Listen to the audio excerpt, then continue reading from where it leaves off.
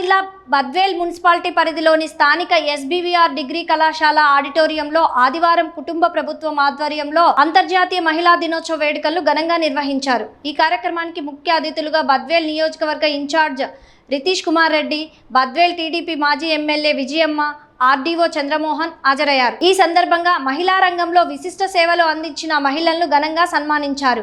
ఈ కార్యక్రమంలో ఆర్డీఓ చంద్రమోహన్, బద్వేల్ నియోజకవర్గ ఇన్ఛార్జ్ రితీష్ కుమార్ రెడ్డి, మాజీ ఎమ్మెల్యే విజయమ్మ మహిళలను ఉద్దేశించి మాట్లాడుతూ కూటమి ప్రభుత్వ పాలనలో మహిళలు అభ్యున్నతికి ప్రత్యేక ప్రాధాన్యత ఇస్తున్నట్లు తెలిపారు। మహిళలు అన్ని రంగాల్లో రాణించేందుకు ప్రభుత్వం ప్రోత్సాహం అందిస్తుందని పేర్కొన్నారు।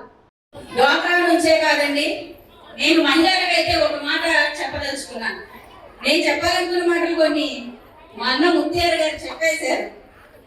మాకైతే అవకాశం లేకుండా అన్ని పాయింట్స్ అన్నయ్య కవర్ చేశారు। అమ్మ, నేనైతే మీ అందరికీ అంటే నేను ఒక తల్లిగా చెప్తున్నానండి।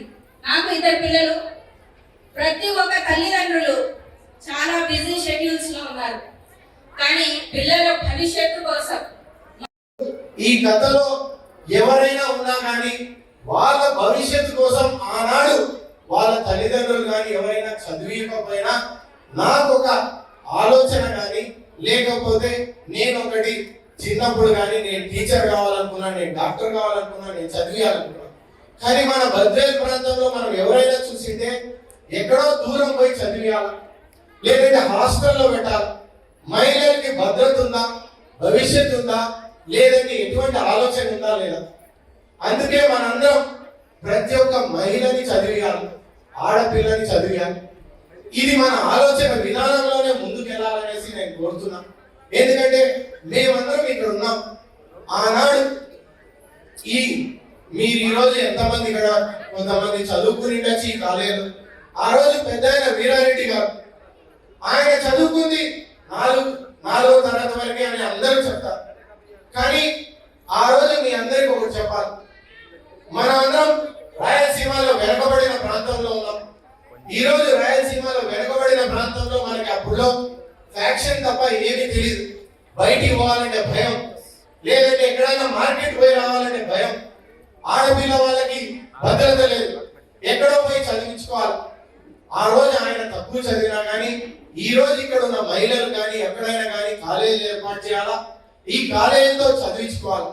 ఎందుకంటే ఆయనకు వచ్చిన ఆలోచన ఎంతో మంది మహిళలతో పాటు అతను కూడా పెద్ద ఆయన వీరారెడ్డి గారు మా తాత అయినా కానీ ఒక తల్లి మా విజయమ్మ గురించి ఆలోచించినాడు। ఎందుకంటే కూతురు ముఖ్యమంత్రి గారు మాట్లాడతాం 2 నిమిషాలు। ప్రత్యేకంగా ఈ రోజు అని కాదండి, ప్రతిరోజు మనదే ప్రత్యేకమైనటువంటి రోజు। ఎందుకంటే ఒక ఇంట్లో ఏ కార్యక్రమం జరగాలన్నా ముందు ఇంట్లో మహిళ నిద్ర లేవాలి, లేచి కార్యక్రమం మొదలు పెడితేనే అది స్టార్ట్ నుంచి ఎండింగ్ వరకు కూడా సక్సెస్ఫుల్ గా పూర్తవ్వాలంటే ప్రతి విషయంలోనూ మనమే ఉంటాం। అది శుభకార్యం అవ్వచ్చు, ఒక ప్రోగ్రామ్ అవ్వచ్చు, బిజినెస్ అవ్వచ్చు, ఏదైనా సరే ప్రతి విషయంలోనూ మహిళనే ముందుంటుంది। చాలా మంది కొంతమంది అంటూ ఉంటారండి, నేను నిన్న దగ్గర మహిళలకు ఏం తెలుసు, వాళ్ళకి ఏం తెలీదు, వాళ్ళు ఎందులోనూ ముందడుగు వేయలేరు అంటున్నారు। మరి వాళ్ళందరికీ ఎక్కడో కాదండి, కేవలం మన బద్వేల్ నియోజకవర్గంలోనే ఈ రోజు ఈ కార్యక్రమానికి వచ్చిన మిమ్మల్ని అందరినీ చూస్తేనే తెలుస్తుంది మహిళలు ఎంత సక్సెస్ఫుల్ గా ఉన్నారు అనేది। ఏంటి, మనందరం సక్సెస్ఫుల్ గా ఉన్నందుకే కదా ఈరోజు అందరం ఇక్కడ కలిసాము కదా। ఎవరిని కలిగించినా ప్రతి ఒక్కరు కూడా ఒక సక్సెస్ స్టోరీ చెప్తున్నారు। కేవలం మెప్మా నుంచే కాదు, డ్వాక్రా నుంచే కాదు, ప్రతి విషయంలోనూ అండి, ఏ రంగానికి చూసుకున్నా కూడా ఒక టీచర్, ఒక డాక్టర్ గా, ఒక లాయర్ గా, ఒక రాజకీయ నాయకురాలుగా కావచ్చు, ఒక ఇంజనీర్ గా కావచ్చు, ఏ విషయంలో అయినా కూడా మహిళలు తగ్గేదే లేదంటున్నారు। నిజమే కదా? చాలా మంది కూడా ఇదివరకు భయపడే వాళ్ళం, చదువుకోవాలన్నా బయటికి రావాలన్నా, కానీ నేటి సమాజంలో ధైర్యంగా ముందుకు వస్తున్నాం। ఇందాక అమ్మ మాట్లాడారు పూర్మాయిల నుంచి విజయమ్మ గారు, నిజంగా అమ్మ మీకైతే నేను ప్రత్యేకించి పాదాలు వదనం తల్లి।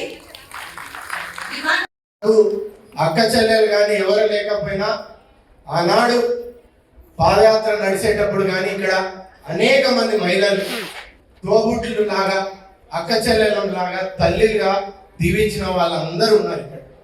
ఎందుకంటే అనేక సమస్యలతో మనం ముందుకు వచ్చాం. ఒక అవకాశం వచ్చినప్పుడు ఎంతైనా నియోజకవర్గం కానీ వెనుకబడింది, దాన్ని ముందుకు తీసుకెళ్లాలనే విధానంలో మనం ముందుకి అహర్నిశలు కష్టపడాలా.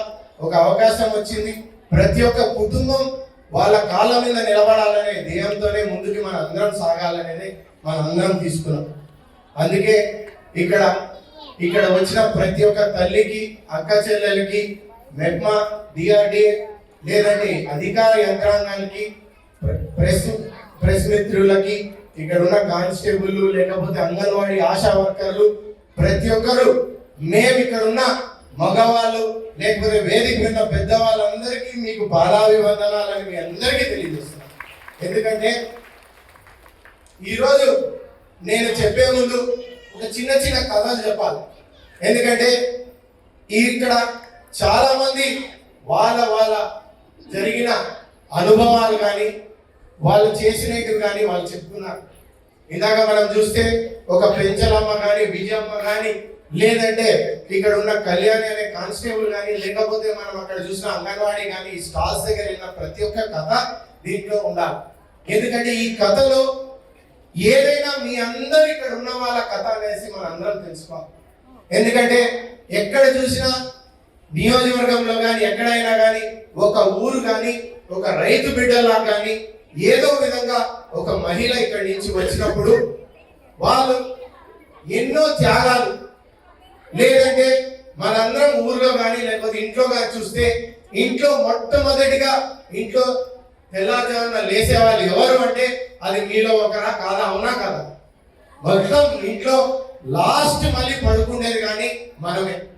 మన పిల్లలు చదువుకునే దానికి త్యాగాలు చేస్తాం ఇక్కడ ఉన్న వాళ్ళు. ఈరోజు అందుకే అవసరాలు తీరాలి, లేదంటే మన పిల్లలు కానీ ఎవరైనా చదువుకోవాలి, బాగా పైకి రావాలా, ఎటువంటి ఇబ్బంది జరగకూడదు, భవిష్యత్తు కోసం పోరాడతాం మనం ఇక్కడ ఉన్న వాళ్ళందరూ. అందుకే నేను